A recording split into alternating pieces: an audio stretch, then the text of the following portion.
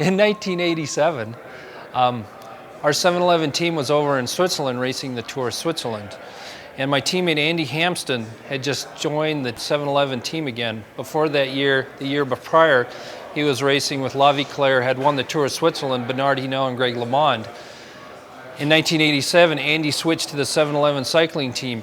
He was in the same position to win the Tour of Switzerland, and on the very last stage, he was 9 seconds over his competitor, Peter Winnen.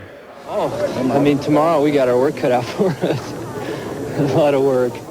And the last day there was a sprint, 25 kilometers from the start, and it was a gold sprint. If you won the sprint, you got a gold coin.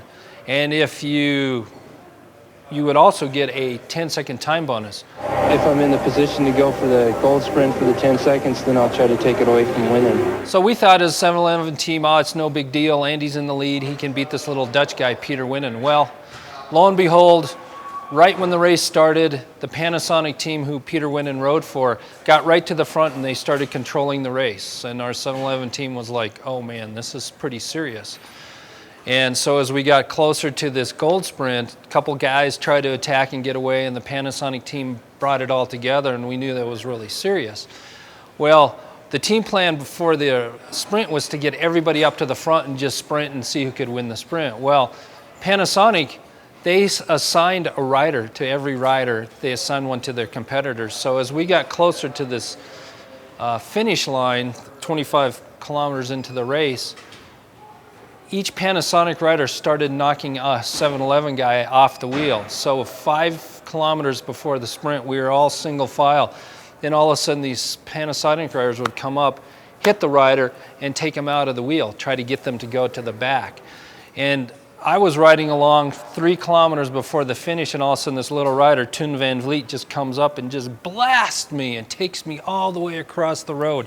Dag Adelortsen is in the weeds, and Bob Roll is getting smashed. Well, we managed to regroup, and it's 500 meters to the finish line, and I see Peter Winnen, who's the guy that needs the time bonus, on the wheel of Didi Toureau, who's a former Tour de France rider.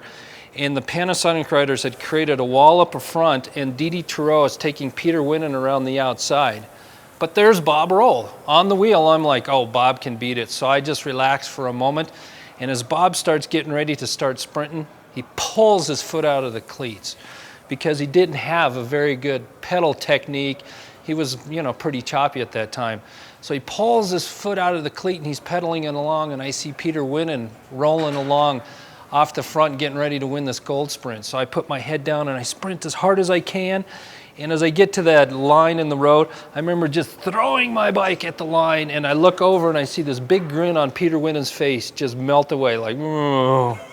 And I beat Peter Winnen just by a centimeter to keep Andy Hampsten's overall victory of the Tour of Switzerland. If I wouldn't have been there, Winnen would have got the sprint. But, that's why we were all up there.